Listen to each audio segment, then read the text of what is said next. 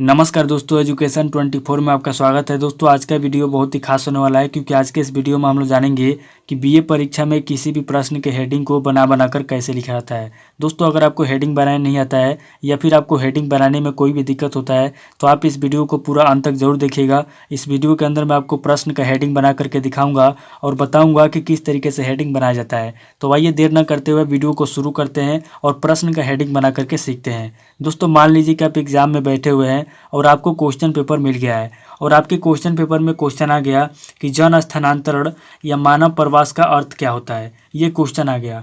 अब दोस्तों आप इस क्वेश्चन का हेडिंग कैसे बनाएंगे, इसका उत्तर कैसे लिखेंगे, ध्यान से समझिए। आपको क्या करना है दोस्तों, सबसे पहले क्वेश्चन को पढ़ना है और पढ़ करके समझने की कोशिश करना है कि क्वेश्चन के अंदर क्या पूछा जा रहा है। क्योंकि जब तक आप क्वेश्चन को पढ़ करके नहीं समझेंगे और जब तक आपको क्वेश्चन समझ में नहीं आएगा तब तक न तो आप उस प्रश्न का हेडिंग बना पाएंगे और न ही आप उस प्रश्न का उत्तर लिख पाएंगे। तो सबसे पहले क्वेश्चन को पढ़ना है और क्वेश्चन को समझना है। उसके बाद दूसरे स्टेप में क्या करना है कि क्वेश्चन के अंदर देखना है कि कौन कौन से पॉइंट दिया हुआ है जिसका इस्तेमाल करके आप हेडिंग बनाएंगे। उसके बाद दोस्तों तीसरे स्टेप में आपको क्या करना है कि जब आपको पॉइंट समझ में आ जाए तब आपको हेडिंग बनाना है। तो यहाँ पे दोस्तों सबसे पहले हम लोग क्वेश्चन को पढ़ करके समझ लेते हैं। उसके बाद दोस्तों यहाँ पे क्वेश्चन का पॉइंट समझ लेंगे और उसके बाद तीसरे स्टेप में हम लोग हेडिंग बनाएंगे। तो क्वेश्चन कह रहा है दोस्तों कि जन स्थानांतरण या मानव प्रवास का अर्थ क्या होता है। यानी कि जन स्थानांतरण क्या होता है, यानी कि जन का मतलब होता है लोग, स्थानांतरण का मतलब होता है कि एक जगह से दूसरे जगह पे आना जाना।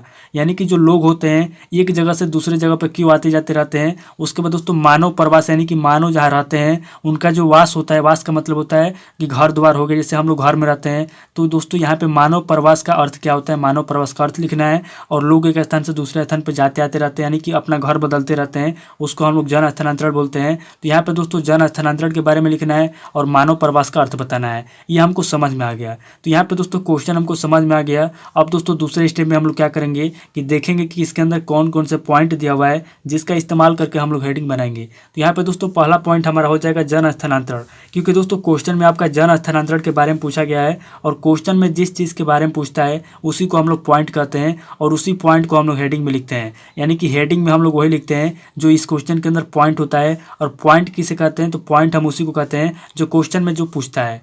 जैसे यहाँ पे जन स्थानांतरण के बारे में पूछा है तो जन स्थानांतरण आपका पॉइंट हो गया। उसके बाद आपका अगला पॉइंट हो जाएगा मानव प्रवास। क्योंकि मानव प्रवास का अर्थ पूछा है तो यहाँ पे दोस्तों आपका मानव प्रवास भी क्या हो जाएगा, मानव प्रवास भी आपका पॉइंट हो जाएगा। उसके बाद दोस्तों आपका अगला पॉइंट हो जाएगा मानव प्रवास का अर्थ। यानी कि यहाँ पे जो अर्थ दिया हुआ है ये भी आपका पॉइंट हो गया। यानी कि दोस्तों इस क्वेश्चन के अंदर आपका टोटल 3 पॉइंट दिया हुआ है जिसका इस्तेमाल करके हम लोग हेडिंग बनाएंगे। तो यहाँ पे दोस्तों हम लोगों ने क्वेश्चन को पढ़ करके समझ लिया, उसके बाद क्वेश्चन का पॉइंट भी देख लिया। अब दोस्तों तीसरे स्टेप में क्या करेंगे, क्वेश्चन का हेडिंग बनाएंगे। तो क्वेश्चन का हेडिंग कैसे बनाएंगे, तो यहाँ पे दोस्तों पहला पॉइंट दिया हुआ है जन स्थानांतरण। तो यहाँ पे दोस्तों हम लोग क्या करेंगे, जन स्थानांतरण की सबसे पहले क्या करेंगे, भूमिका लिखेंगे। क्योंकि दोस्तों ये भूगोल का क्वेश्चन है। तो यहाँ पे दोस्तों मैंने आपको पहले ही बता चुका हूँ, कई वीडियो में आपको बताऊँ कि किसी भी क्वेश्चन का पहला हेडिंग या तो आप परिभाषा लिखेंगे या तो परिचय लिखेंगे या तो प्रस्तावना लिखेंगे या तो भूमिका लिखेंगे। तो यहाँ पे दोस्तों ये भूगोल का क्वेश्चन है तो हम क्या करेंगे, यहाँ पे पहला पॉइंट दे करके इसके अंदर जो पहला पॉइंट दिया हुआ है जन स्थानांतरण, इसका हम लोग भूमिका लिखेंगे। यानी कि जन स्थानांतरण की भूमिका लिखेंगे यहाँ पे कि जन स्थानांतरण क्या होता है, जन स्थानांतरण का मतलब क्या होता है। अब दोस्तों यहाँ पे हम लोगों ने जन स्थानांतरण की भूमिका लिख लिया। अब दोस्तों हम लोग क्या करेंगे कि दूसरे स्टेप में क्या करेंगे कि दूसरे स्टेप में दोस्तों हम लोग क्या करेंगे कि पहले पॉइंट को लेकर के यहाँ पे पहले पॉइंट को लिखेंगे जन स्थानांतरण। तो यहाँ पे दोस्तों हमारा दूसरा हेडिंग हो जाएगा जन स्थानांतरण। अब दोस्तों यहाँ पे हम लोग जन स्थानांतरण को क्यों लिखेंगे, तो यहाँ पे दोस्तों हम लोग जन स्थानांतरण को इसलिए लिखेंगे क्योंकि हम लोगों ने इस पूरे क्वेश्चन का पहले भूमिका लिखा है। अब यहाँ पे दोस्तों हम लोग सबसे पहले जन स्थानांतरण के बारे में लिखेंगे कि जन स्थानांतरण क्या होता है, जन स्थानांतरण का मतलब क्या होता है और जन स्थानांतरण का मतलब कि पूरा विधिवत यहाँ पे हम लोग जन स्थानांतरण के बारे में लिखेंगे।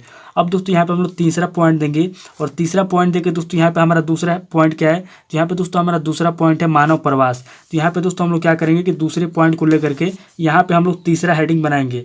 लेकिन दोस्तों उससे पहले हम लोग क्या करेंगे कि उससे पहले दोस्तों ये जो पूछा है कि जन स्थानांतरण या मानव प्रवास का अर्थ क्या होता है, तो सबसे पहले दोस्तों हम लोग क्या करेंगे कि जन स्थानांतरण का अर्थ लिखेंगे विधिवत। क्योंकि हम लोगों ने भूमिका लिख लिया, जन स्थानांतरण के बारे में लिख लिया। अब दोस्तों यहाँ पे हम लोग विधिवत क्या करेंगे कि जन स्थानांतरण का अर्थ लिखेंगे। क्योंकि दोस्तों यहाँ पे जन स्थानांतरण और मानव प्रवास दोनों का अर्थ पूछा है। यहाँ पे दोस्तों तीसरे हेडिंग में क्या करेंगे, हम लोग पहले पॉइंट को लेकर के क्या करेंगे, यहाँ पे लिखेंगे इसका जन स्थानांतरण का अर्थ। तो यहाँ पे दोस्तों हमारा तीसरा हेडिंग हो जाएगा जन